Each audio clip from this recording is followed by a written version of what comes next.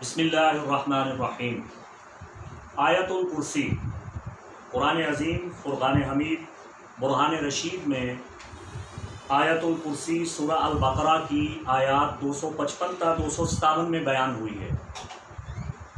آیت الکرسی کے بے پناہ فوائد، ثمرات اور فضائل ہیں، اور آپ جانتے ہیں، آپ نے پڑھے بھی ہیں، سنے بھی ہیں، اور آپ نے ان کا آزمودہ بھی کیا ہے۔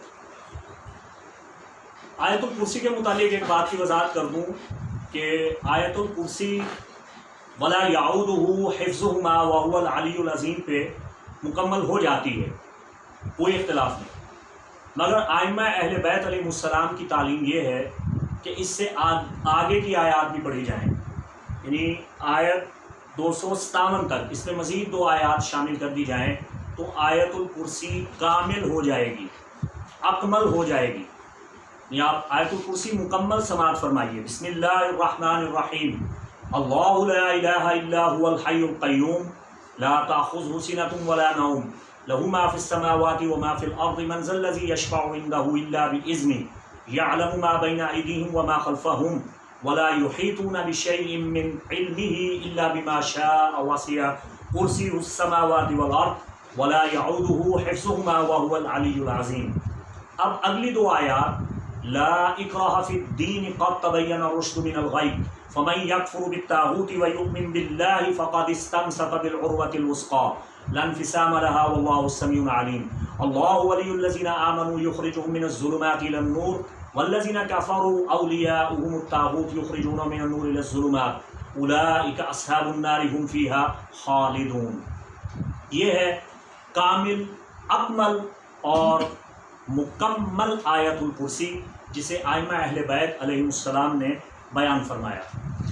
آیت الکرسی میں بے پناہ قوت ہے، طاقت ہے، تاثیر ہے، ہر قسم کے شر، جادو، ٹونا، سحر، سیب، بلا، آفت کو دور کرنے کے لیے، رد کرنے کے لیے اس سے بڑی ڈھال کوئی نہیں، اس سے بڑی تلوار کوئی نہیں، اس سے بڑا حربہ اور حرز کوئی نہیں۔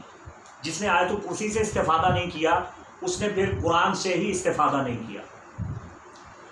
آیت الکرسی میں اللہ کا اقتدار بیان ہوا ہے، اللہ کا اختیار بیان ہوا ہے، اللہ کی عظمت، اللہ کی قدوسیت اور اللہ تعالیٰ کا نظام بیان ہوا ہے۔ آیت الکرسی کا معنی اور مفہوم اپنے اندر بے پناہ گہرائی رکھتا ہے، بے پناہ اسرار رکھتا ہے۔ میرا بہترین مشورہ یہ ہے کہ آیت الکرسی کا وظیفہ یا ورد کرنے کے بجائے آیت الکرسی کو سمجھ کے پڑھیں، اس کے معنی اور مفہوم کو مد نظر رکھیں، آیت الکرسی کا ذکر کیجئے، آیت الکرسی کو عبادت کی نیت سے پڑھیے، آیت الکرسی کی تلاوت کیجئے، تاکہ آیت الکرسی کا معنی اور مفہوم آپ کی روحانیت میں اضافہ کا سبب بنے۔ منہاج العارفین میں امام جعفر صادق علیہ السلام کا ایک فرمان موجود ہے۔ آپ فرماتے ہیں کہ اگر آپ کے دشمن آپ کو ستاتے ہیں، تنگ کرتے ہیں، یا آپ کے مخالفین آپ کے خلاف شر انگیزی کرتے ہیں، فتنہ انگیزی کرتے ہیں، مکر و فریب کرتے ہیں، اور آپ اپنے دشمنوں کے چنگل سے چھٹکارا چاہتے ہیں اور یہ چاہتے ہیں کہ آپ کے دشمن آپ کے لیے مسخر ہو جائیں، تابع ہو جائیں، آپ کے فرما بردار ہو جائیں، مطیع و منقاد ہو جائیں، تو آپ کو چاہیے کہ آیت الکرسی کے اندر یشفع عندہ جو 2 عینیں آتی ہیں، یشفع عندہ، یعنی یشفع کی آخری عین اور عندہ کی پہلی عین، یہ 2 عینیں ہیں، تجمع العینین فی آیت الکرسی، یہ 2 عینیں ہیں جو آیت الکرسی میں موجود ہیں۔ ان 2 عینوں کے درمیان آپ کسی بھی دشمن سے دشمن ترین انسان کی محبت کا تصور رکھ کے پڑھیں گے تو وہ دشمن آپ کے لیے مسخر اور تابع ہو جائے گا۔